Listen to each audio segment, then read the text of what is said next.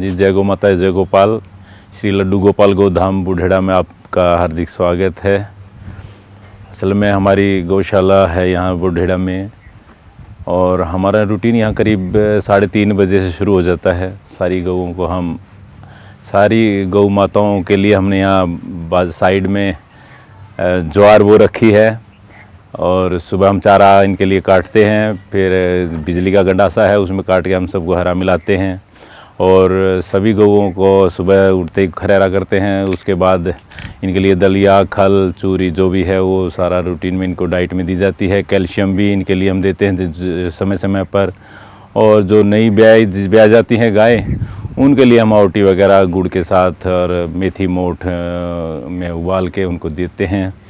और जो है ना, अच्छी बात यह है कि यहाँ पर हमारे को पास खुली चरने के लिए भी जगह है। गौ माताओं को हम दिन में जैसे खुला छोड़ देते हैं, और दूर दूर तक चर के आती है गौ माता। गौ माता का जो है ना खुला रहना बहुत ज़रूरी है, बहुत आवश्यक है। ये यहाँ पर हमें जो है ना बहुत फ़ायदा है इस बात का।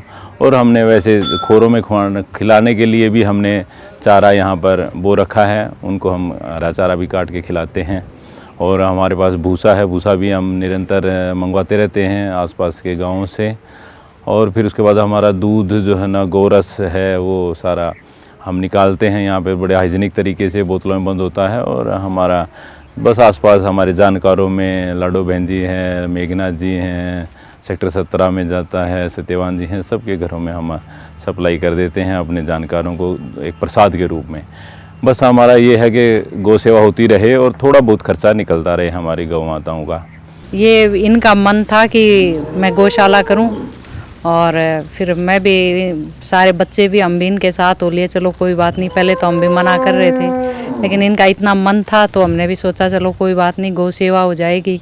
और भाई प्योर दूध है, और तो कुछ दे नहीं सकते, चलो यही पहुंचा सकते हैं हम। ये भी एक तरह से गायों की भी सेवा होगी, और अच्छा दूध भी मिलेगा सबको। क्वालिटी अच्छी देने की खूब कोशिश भी की है, और इन्होंने तो अपना घर और पता नहीं कैसे कैसे हैंडल किया है, और सारा जीवन इनको दे दिया, अपनी सारी कमाई भी, अपनी वैसी मेहनत भी, और लगे हुए ही हैं। और इस बीच में थोड़ी बहुत वही देखो दूध में भी और हो जाती होगी इतना संभालने के बाद भी, पर कोई आए देखे और फिर देखे इनका काम कि कैसे चलाई जाती है, उसके बाद 100% देना कोई मजाक नहीं है। फिर भी इन्होंने अपनी तरफ से तो पूरी कोशिश की है। और अब आप ही बताओ, हमें तो ठीक है, जब तक भगवान चाहते हैं हम कर रहे हैं। तो सबसे बड़ी समस्या हमारे के पास डॉक्टरों की है। वो कई डॉक्टर तो क्या है, फ़ोन पे वो कह देंगे हाँ आ रहे हैं, लेकिन आते नहीं हैं, मना भी नहीं करेंगे और आएंगे भी नहीं। सबसे बड़ी समस्या हमारे सामने ये आती है गौ माताओं के लिए। बाकी और कोई इतना कोई समस्या है नहीं। बाकी फ़ंड की है, फ़ंड तो मैं हम जेब से ही लगा रहा हूँ, मैं घर फूक तमाशा है, बस एक संकल्प है। संकल्प के साथ हम काम कर रहे हैं लड्डू गोपाल गोदाम का। जब मेरी उम्र 50 वर्ष की हुई थी, तब मेरी बेटी ने कहा था पापा आप वानप्रस्थी हो गया। मैंने सोचा भी कॉन्वेंट में स्कूल में पढ़ने वाली लड़की बेटी मुझे वानप्रस्थ सिखा रही है, तो मैंने पूछा वानप्रस्थ क्या होता है। तो उसने कहा कि आप संकल्प लीजिए कोई ज़िंदगी का। तो मैंने कहा चलो मैं संकल्प लेता हूँ कि मैं गौ सेवा का संकल्प लेता हूँ। तो उस समय मैंने गौ सेवा का संकल्प लिया था, और ये काम मैं फ़ायदे नुकसान से ऊपर एक संकल्प के साथ कर रहा हूँ गौ सेवा। और जब से मैंने गौ सेवा में मैं आया हूँ, मेरा जीवन बदल गया है, सोच बदल गई है, मतलब मेरा जीने का तरीका बदल गया है। मैं बीमार रहता था, बहुत ज़्यादा बीमार रहता था। अब मुझे ये लगा कि गौओं के साथ रहना, मैंने जो सुना था कि गौओं के साथ रहने से इम्यूनिटी बढ़ती है, ये होता है वो होता है, लेकिन अब जब मैंने खुद महसूस किया है गौओं के साथ रहना, तब मुझे महसूस हुआ कि गौओं के साथ रह के मैं हॉस्पिटल में क्यों जाऊँ। मेरा दवाइयों का खर्चा बच गया, बीमार रहता था, छुट्टियाँ होती थी। अब मैं गौओं के साथ रहता हूँ, मेरा इनके साथ आत्मसात है, इनके साथ रहना मुझे अच्छा लगता है। सुबह आता हूँ, सारी गौओं को मैं खुरैरा करता हूँ अपने हाथ से, एक एक चीचड़, एक एक कलीली, कुछ जिस गऊ को मेरा हाथ लग गया समझो वो बिल्कुल साफ रहेगी, ऐसा है। और सभी गऊओं के हमारे नाम हैं, कृष्णा है, गोमती है, सरस्वती है, जमुना है, और क्या नाम है, मंदाकिनी है, प्रसूति है, मतलब इतनी सारी हमारी सब गायों के नाम से वो जानी जाती हैं। तो ये है कि हम संकल्प के साथ काम कर रहे हैं, भाई गौ सेवा हमने रखनी रही। जब तक मेरा जीवन है गौ मेरे साथ रहेंगी, मैं गौओं के साथ रहूँगा। मतलब गौ पालन, मतलब गौएँ मुझे पाल रही हैं, किसमें मैं गौएँ नहीं पाल रहा हूँ, क्योंकि मेरा जीवन इन्हीं की अब देन है।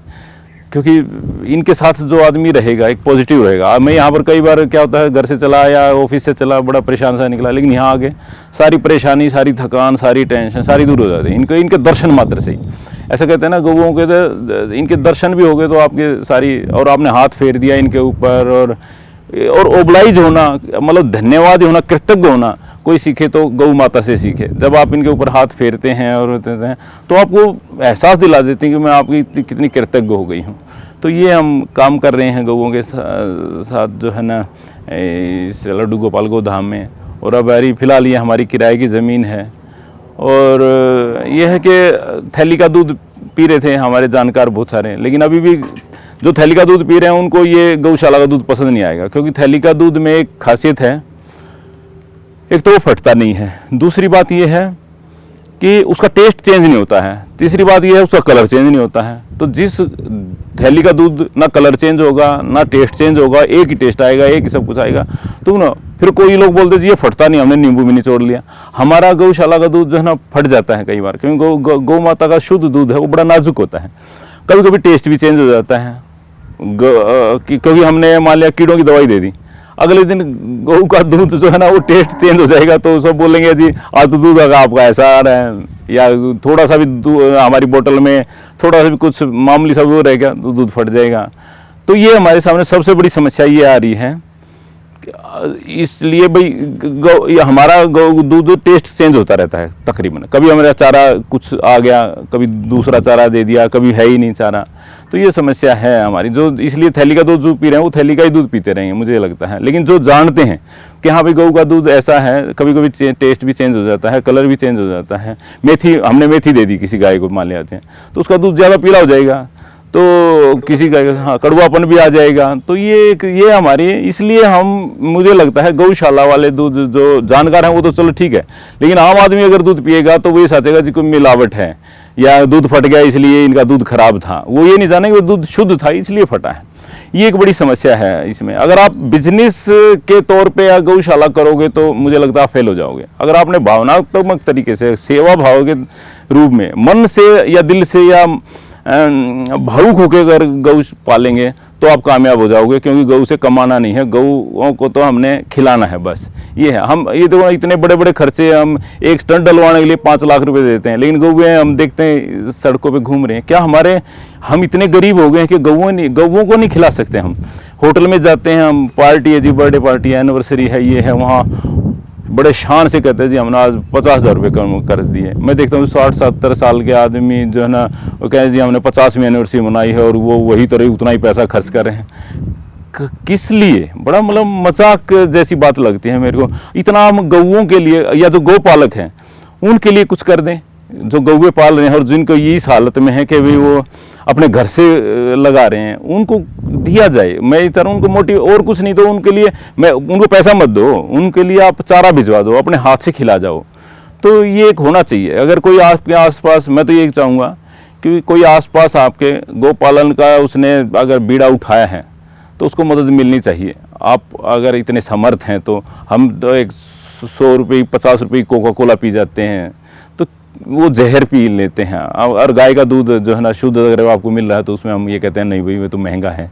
अब हमने 5 साल हो गए करीब, हमने 85 रुपये दे रहे हैं हम दूध। 85 रुपये देखा जाए तो कुछ भी नहीं है। मेरा अगर पूरी कॉस्ट डले तो वो बहुत महंगा पड़ेगा दूध, और गाय के दूध की तो कोई कीमत दे ही नहीं सकता, क्योंकि जो मेहनत गाय के दूध आपकी टेबल तक पहुंच रहा है, और उसके पीछे की आप अगर मेहनत देखेंगे और संघर्ष देखेंगे और इतना उनके पीछे लगन है, तो वो देखेंगे तो उसकी कीमत आप दे नहीं सकते जो आपकी टेबल पे दूध गया है। मैं मानता हूँ, ऐसा मानता हूँ। आज के भविष्य में गौओं का है, आप ये देखिए आने वाले समय गौ माता का है। आपको ढूंढे, कह रहे हैं ना, अभी लगता है लोगों को कि भाई गोबर की भी कीमत हो गई, और ये हर गाय की सबसे कीमती चीज़ दूध नहीं है, छाछ नहीं है, मूत्र नहीं है। गाय का सबसे कीमती चीज़ है गोबर।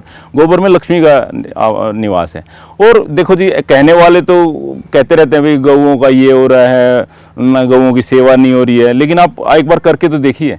मैंने जितनी भी गौशालाएं विजिट करी हैं अभी तक, तो मैंने तो आदर्श देखा है कि वहाँ पर इतनी मेहनत, मैंने तो खुद आके फिर अपनी गऊओं को देखा है कि ये तो कुछ भी, मैं तो कुछ भी नहीं कर रहा हूँ, लोग कितनी मेहनत कर रहे हैं और उनकी गौएं इतनी हृष्ट पुष्ट हैं और सेवा हो रही है। मैं ऐसा कहता हूँ कितनी आदर्श गौशाला है। और मेरा भी एक संकल्प है, मुझे ईश्वर ने एक ये दिया है, मेरे के पास जीने का एक उद्देश्य है, तो उस उद्देश्य के साथ ही मैं जी रहा हूँ और मैं सांस ले रहा हूँ कि मेरी गौएं, गौ माता एक इतने सुकून से रहें और जो देखे उनको ये बोले वाह क्या मतलब भगवान कृष्ण की गौ माताओं की सेवा हो रही है।